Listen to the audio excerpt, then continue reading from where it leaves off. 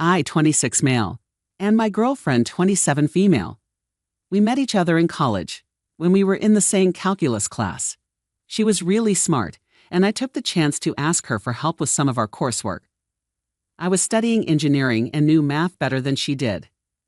We flirted a bunch and ended up dating. We stayed together throughout our entire 4 years of undergrad. Later on, we both went to grad schools in the city, and even though we attended different schools, we lived together. I couldn't imagine my life without her. We had been together for a long time, and I saw a lot of my future with her. I wanted to propose, but I decided to wait until both of us were settled in our careers and really ready for that next big step. Her family lived in Texas, and we were in New York, so she didn't get to see them much. I met them a few times, but we weren't very close. She had a strong bond with her family and talked to them regularly. Although she missed them a lot, she was content living in the city. Then one evening, we received a surprise phone call from her mother. Her sister had a car accident and was in the ICU. As soon as she heard, she packed a bag and booked the next available flight to be with her. I wanted to go along, but we decided it would be better for me to stay behind for a day. This way, she could inform her workplace and arrange for someone to take care of our dog. I stayed back to handle things while she went ahead. During her flight home, her mother called me and delivered the devastating news that her sister had passed away. It broke my heart that I couldn't be there with her when she learned about the loss of one of her closest friends. They were so alike that people called them twins. My girlfriend was 2 years younger than her sister, but they looked so much alike. When my girlfriend arrived in Texas, people were struck by how identical they looked, and their voices sounded exactly the same. Her trip changed from visiting her injured sister to helping plan a funeral. I stayed in New York longer than planned at her suggestion. She wanted me to wait until they had a date set for the funeral. We couldn't afford much for dog boarding or a sitter, so the shorter my time away, the better. I called her frequently to check in while she was in Texas. As time passed, it seemed like she was coping better. There were times she didn't answer, but she'd text me back later, explaining she had been at her sister's house sorting through her things. Her sister, married to a guy we called Joe, seemed nice in the few times I met him, but he came across as superficial. He aimed for a big house, nice cars, and a perfect wife, and that's what he got. I always felt he wanted to marry my wife's sister because she fit the image of a trophy wife. I knew spending time at her sister's house meant being around him, but she was grieving. It never occurred to me that they might become involved romantically. Eventually, I flew down for the funeral and was finally reunited with my girlfriend. I missed my girlfriend a lot, and I felt guilty for not being there with her during her grieving process.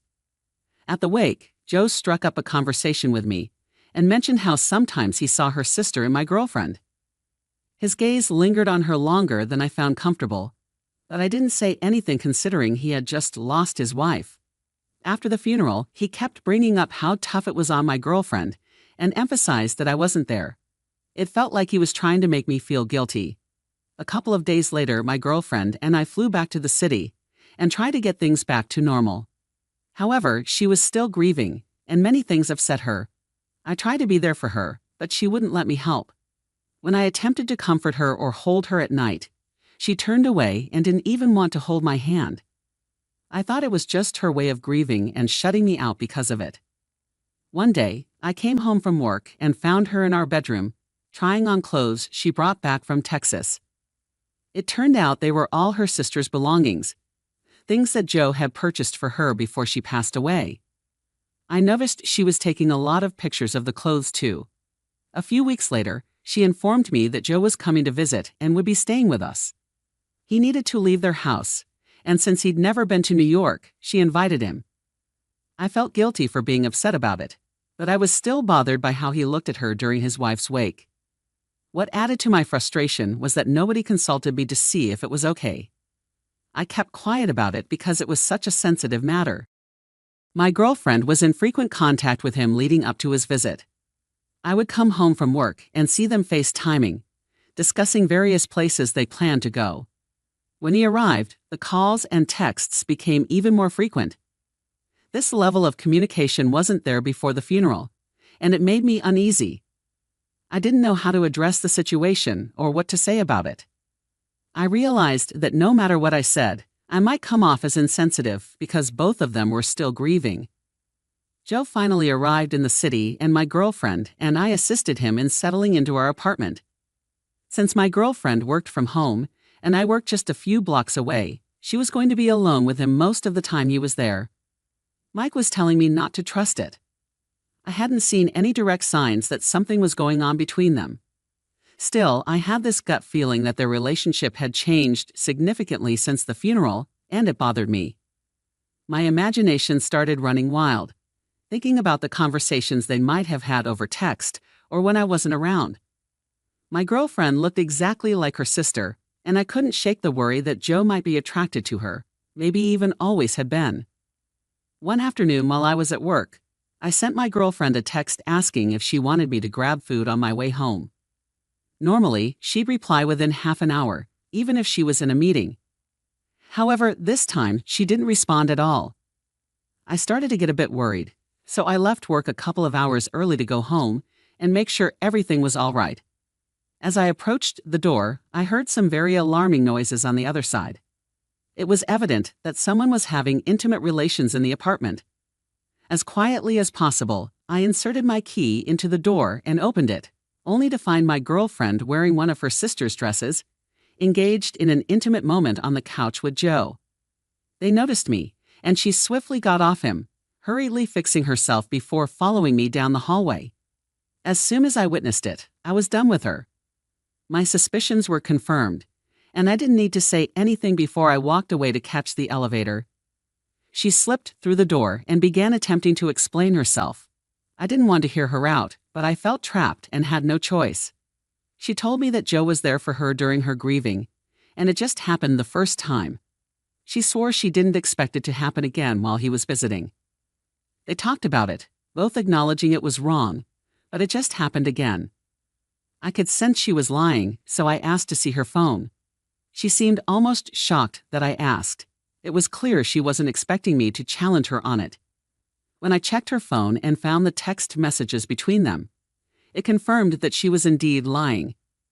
She apologized as I read through all the messages, but deep down, I knew that it wouldn't make a difference.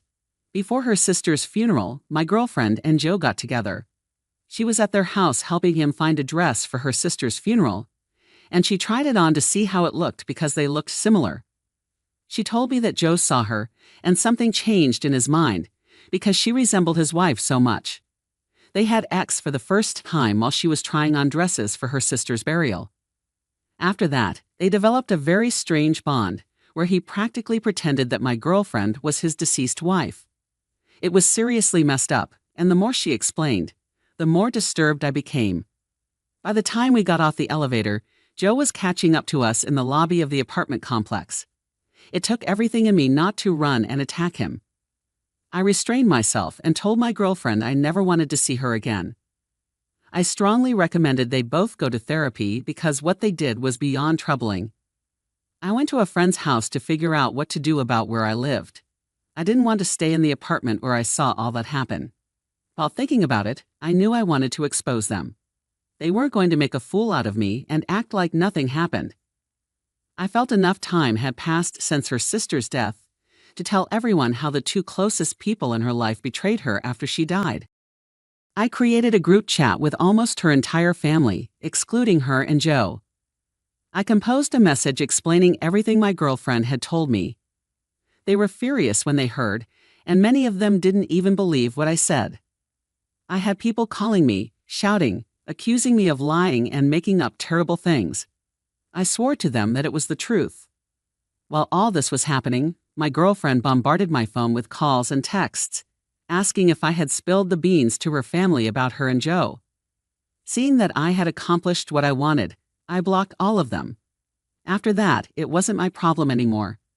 A few days later, I returned to my apartment to gather my things, and I noticed Joe was still there. He looked like he wanted to harm me and yelled about how he couldn't even go back to his place without fearing that my girlfriend's family would retaliate against him. I didn't care, I just packed my things and left. Since then, I haven't spoken to my girlfriend or any of her family members. I moved into a new apartment and started my life over. I feel like I wasted a lot of time being with the wrong person, and now I have to begin again.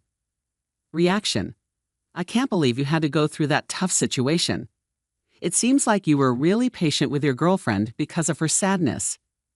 You had a feeling something was wrong but tried to give her the space she needed. I always believe you should listen to your gut when it says something's not right. In this case, your gut feeling was correct. I don't get how your girlfriend was okay with acting like her sister with her husband. The way they act is strange, and they both need a lot of counseling to deal with their problems. What they did was not right and really unhealthy. Your girlfriend's family should know about it, especially considering it would have upset your girlfriend's sister. The fact that they got sympathy and apologies for their loss while betraying her is sad. I know you gave a lot to that relationship, but I hope you can move on and find someone who is loyal. I wish you the best moving forward.